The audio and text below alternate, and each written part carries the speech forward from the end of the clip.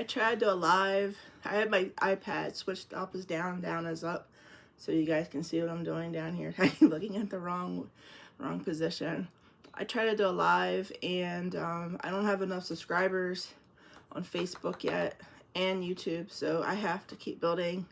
On Facebook, it says I need to have at least 2 months of opening my new group in order to do a live. So my group is new, so I think I have like another month left, and then I can do a live. So I decided to do a video instead to show you guys what the heck I'm doing and everything I was gonna do in my live. So come along and sit with me. Okay, what I'm doing today is slowly, I'm late starting my seeds. So what I'm going to do is start my seeds tonight. I lost my other pack of seeds. I had so many different seeds and I put them somewhere and now I can't find them.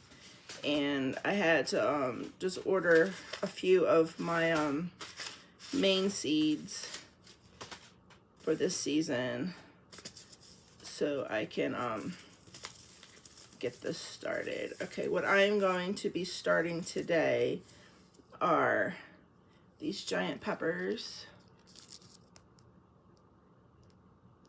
They're supposed to be very sweet and mild, and they get like 12 inches long. They're new. Decided to try those. I got this free. This type of tomato. It's called Evil Olive. I decided to try these. They got these for free. And then I'm doing these again, these Romas.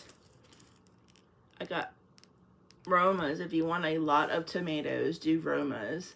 What I usually do, they come in clusters, and what I usually do is I skin them. How you skin them is you put them in boiling water, and then their skin starts to crack, and you just peel the skin off. And then I put them in like a colander, and it drains all the water out. And then I just put them in a freezer bag, and I just freeze them. And then I use them in like other recipes. Like we make a lot of like tomato sauces, or if you're making like a dish that calls for whole tomatoes, I'll use these tomatoes for that. And then I have a new tomato I'm trying. It's called Alice's Dream. These are supposed to be sweet and plentiful too, like Romas, but these are new. I never grew these before. These are supposed to be really pretty too. And I'm starting classic beefsteak. I love these. They're like really, they're big and they're sweet and they're juicy and they're just like a classic tomato. And I'm trying, I'm not doing this in here. I'm doing this in a different bucket, but purple dragon carrots. I thought they seemed interesting. I got these for free too. I also too, I usually do my own herbs and everything, my basil and everything, but I'm late on everything. So there's this greenhouse that I go to in Lancaster, I'm in Maryland, that they have like dirt cheap herbs and stuff. So I'm just gonna start with them. I'm gonna just go to them and have my herbs and everything, and then later on when we're ready to plant, I'll do another video. Hopefully I can do a live that I could talk about it more. But okay, let's get these seeds started. Okay, let's start with the classic beefsteak. What I am going to do here is I have popsicle sticks, and what I do is I take that with that recycling. I take these out and I write on the popsicle stick. The popsicle stick. Beefsteak tomato. And then I make a hole. Let me see where I can see it here. Okay. I make a little hole with a popsicle stick. I'm probably going to do 2 holes with those.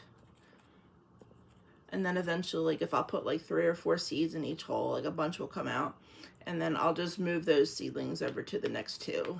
That way I'll have a row of like here 4, 1, 2, 3, 4, then 1, 2, 3, 4. That's how I usually plant seeds in this thing. So that way I'm not planting seeds in all of them. I'm getting a lot of little seeds blooming. So I'll just do like these 2 holes here, and then I'll spread the seedlings that come up in the next 2, and then the rest of them I just I off them, and that is what I do with this. So yeah, let's get started on this. Okay, there's another pepper too I forgot to show. It's lipstick pepper. This is my favorite pepper. They're you ever see like this tiny like peppers in the supermarket? They're like them, but like sweeter, and they're like more flavorful. They're really, really, really good. I really recommend the lipstick peppers if you can get them. But okay, let's start seeding all of these. I usually do it, take the corner and I just rip it. And then we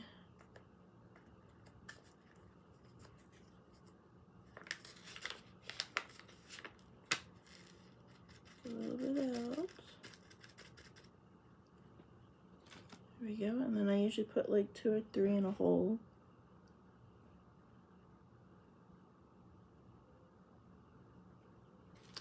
And then I put them all back in the thing. I got too many.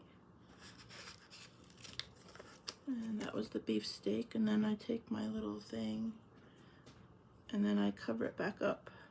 I already wet the dirt and everything. I'm using the Fox Farm dirt with the perlite in it. So that's the kind of dirt I'm using today to start my seeds.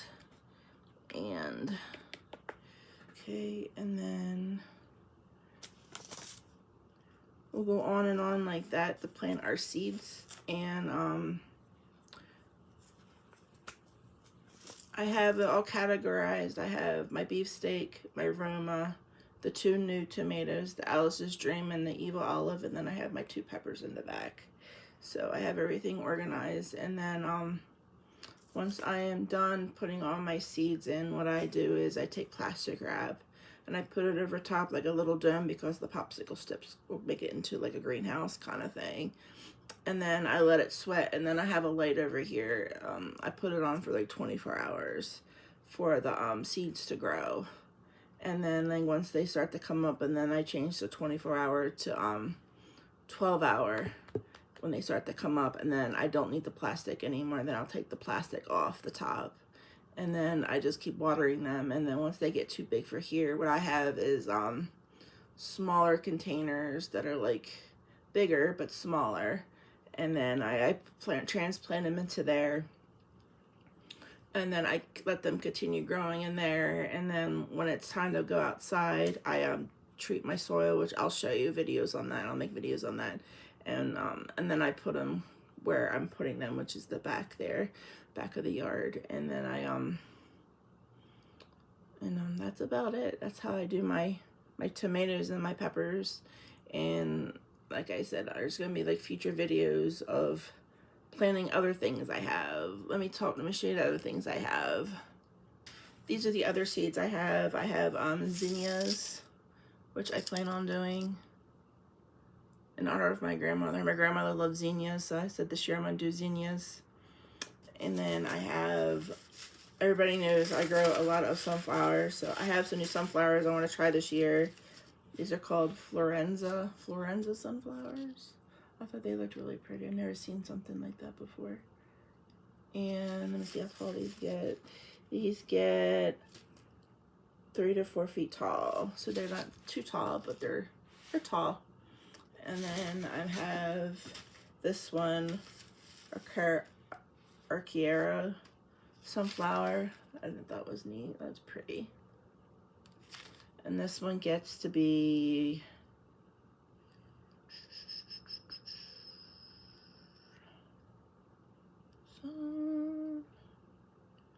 it doesn't say. It doesn't say, so surprise. I don't know. Figure out how big those get. And this is Mongolian Giant. I had something like this last year, and it got really, really, really rainy. These get 14 feet tall. The stem was like huge. The stem was huge. It was like so thick, and it was tall, and it got up, and then it was getting ready to make the bloom, and all of a sudden there was a rainstorm came, and the ground got too wet. It started to lean, I said, okay, well, the next day I'm gonna come out and stake it up. It already broke overnight, so I was like so disappointed. It was gonna be really one of those really big giant sunflowers. So I'm gonna try it again this year. This year I'm staking it before anything happens. And then I have chocolate cherry. I thought they looked pretty. And these get to be 4 to 6. 4 to 6. So there's those. And then I have calendula. I always plant calendula. I think calendula is beautiful. I put that out front as well. I have a butterfly bush out front. And then around it I have this area where I put my sunflowers and my calendula. And I'll have to do pictures of that. And I'll do videos on that too. But calendula is beautiful. What calendula does, and what it's so great at, which I like it grows in like these giant like clumps.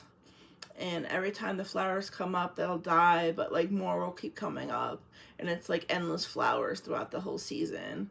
And sometimes too, what I'll do is I'll collect the calendula flowers. And I like doing herbalist stuff, which I like doing, like I like putting them in oil, making like a calendula infusion. And I put it in my soaps. There's like a lotion I make with calendula in it. And there's like all kinds of type of things you can do at calendula. Plus, they're just beautiful. There's also like a calendula. I think there's like a yellow one. I tried to get the yellow one this year, but they were sold out, so I got the orange again. But yeah, I really like calendula. And this chamomile. Chamomile is so easy to grow. There's a corner of my garden out there. I'll put calendula in, and they really smell like a wonderful. Like I grow it, and then I snip off all the buds of the flowers, and then I put them and I dry them out in the sun, and I collect them in a jar. And you could do like a calendula oil. You can make a tea with them. You could do like a blend for like a sachets with the lavender and the chamomile and the rose petal. It's amazing. I really like lavender, chamomile. Chamomile is fantastic. So that's what else I'm growing this year. And I guess that's it. What I do need at the greenhouse is I still need basil, which I'm disappointed I lost my stuff. There's these 3 different types of basils I grow, and I grow rosemary, thyme, like the usuals, and my lavender died over the winter because it was so cold. It was like this huge lavender shrub thing, and it died, so I had to yank that out, and I have to start over again. So I'm gonna buy more than a few things of lavender, because there's I read that you could put lavender in with your fruit trees, and with my peach, I'll show you in a minute. I'm going to put some lavender and some flowers around on the top of it, because it helps the pollinators find my my peach tree and everything, and helps everything grow together. So that's what I'm going to do this year. Let me show you my peach tree while I'm here. Crazy enough, this is my fig tree. I have it in the I think it's a 20 gallon pot, and she's already ready. She's so ready. She's the leaves are big, and she's sprouting everywhere. Let me see. There's some sprouts there. See if I can focus. See some sprouts there, and over here she just did a new leaf. See if I can focus it on there and there. So she's definitely growing. This one's called Miss Figgy, and she's supposed to have like a lot of figs on her this year. And I got her because she has a lot of figs. She'll be having a lot of produce growing on her, and she's supposed to stay like small, so I decided to get her. And I recently did a video about a month ago on my peach tree. I'm planting her, and she's already at this, so she's ready to go out too. She had all these really pretty flowers. Let me see if I can get close to some of them. It was covered in flowers, and now they're falling off. So she's ready to go outside too soon to grow. Yeah. So that's how she's doing after I did my video on putting her in all the different soils. So that's about it for these guys. Okay, I guess that's it for now. This video would have been really good live, but gotta do what you can sometimes and just fix it. Make lemonade out of lemons and just do the best you can. So okay, I guess this is it for this video. I'll try to think of up some other videos I can make before we go out the garden, because it's still cold outside. Today was really nice. And here in Maryland it was like 75. It was really nice. Excited to get outside of the dirt and start gardening and cleaning everything up. But okay, that's it. I guess talk to you later. Bye. This is what it looks like after you have the plastic on. There's my light there. I have it completely looking down. But make sure when you put it in, you have like space in between. You're not having the light like directly on it. And what I do is I use the popsicle sticks to kind of make a dome with the plastic. This kit had a topper, but it broke, so now I have to use the plastic. But yep, that's it. When it starts sprouting, I'll make another video. Bye.